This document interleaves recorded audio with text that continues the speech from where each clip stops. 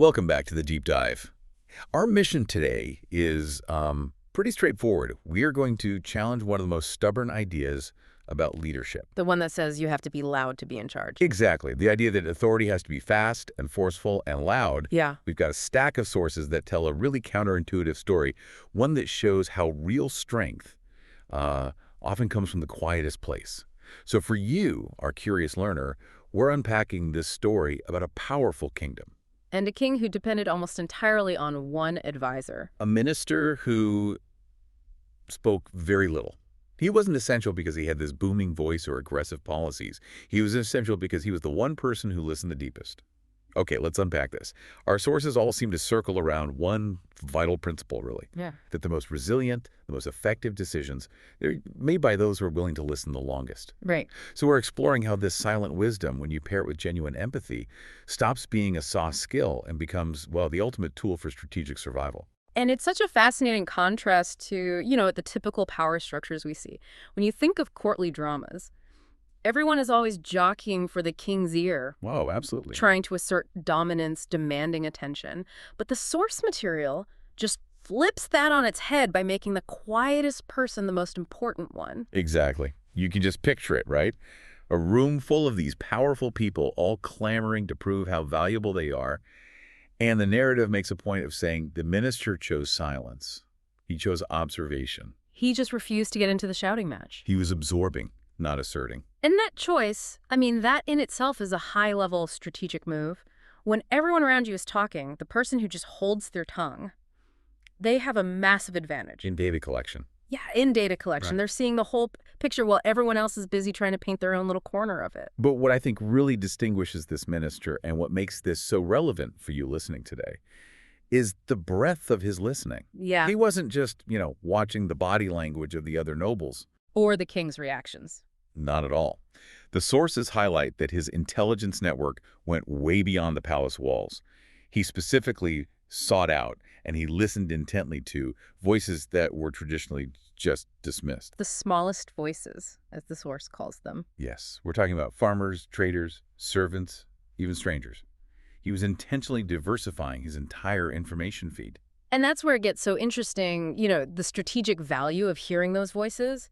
In any powerful organization, any government, there's this fundamental flaw where leaders just end up listening to other leaders. Or people who just confirm what they already think. Exactly. The information from the ground, from the farmer who knows the real harvest numbers, or the servant who knows the actual morale of the household, that stuff usually gets filtered, it gets sanitized, or It's ignored. It's background noise. It's background noise.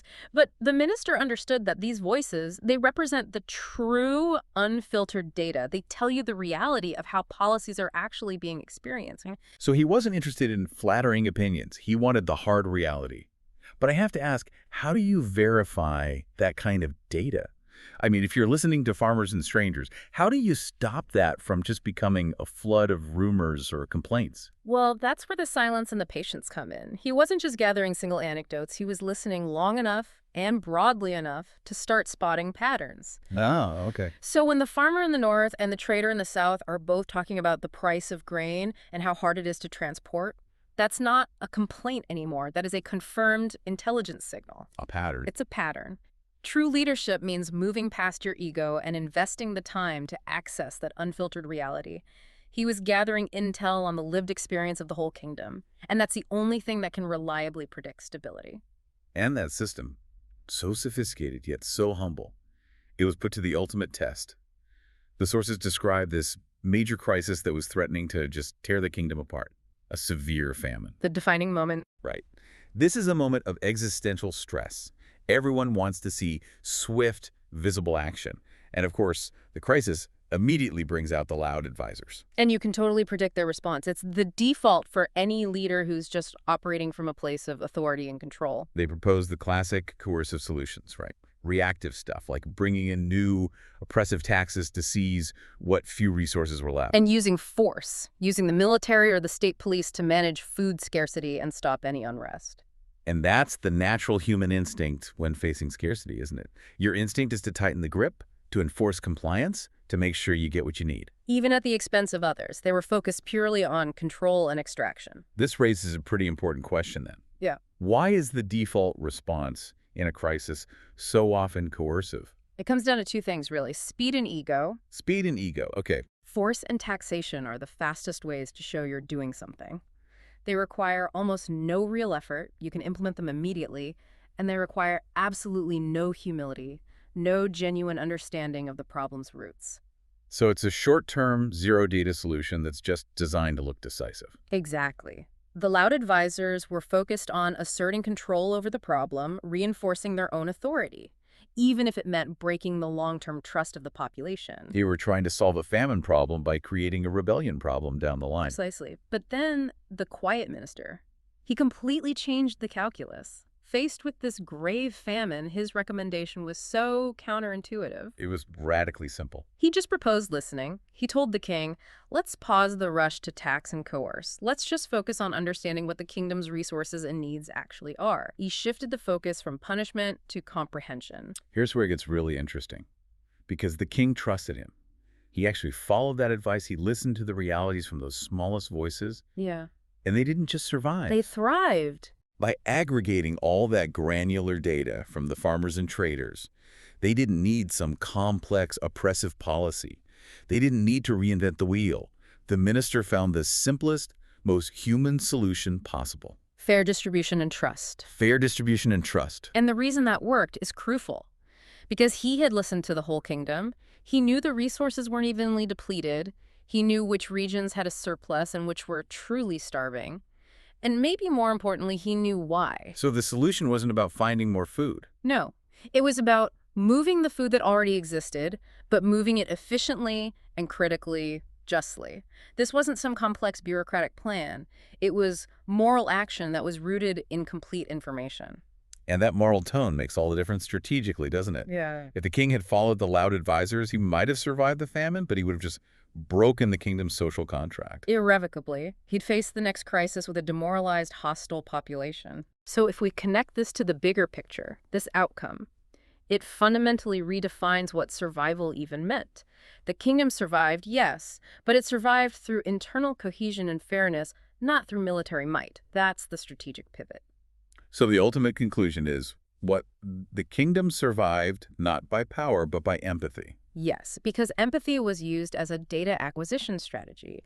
When you deploy empathy strategically to really understand the needs and the constraints of others, you drastically reduce internal friction. You reduce complexity. Which leads to more sustainable outcomes, like fair distribution and trust. Compared to the temporary reactive fixes like taxes and force, it's the difference between, slapping on a bandage and actually curing the disease. The blueprint for long-term health. Okay, let's distill this into some concrete takeaways for you, the modern learner.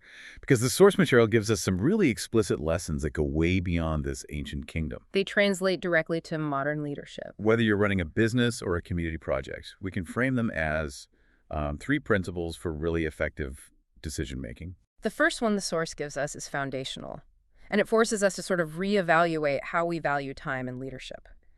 Listening is a form of intelligence. Okay, unpack that. We have to move past this idea that listening is passive. It's an active, demanding strategy for acquiring data. The minister wasn't just standing there.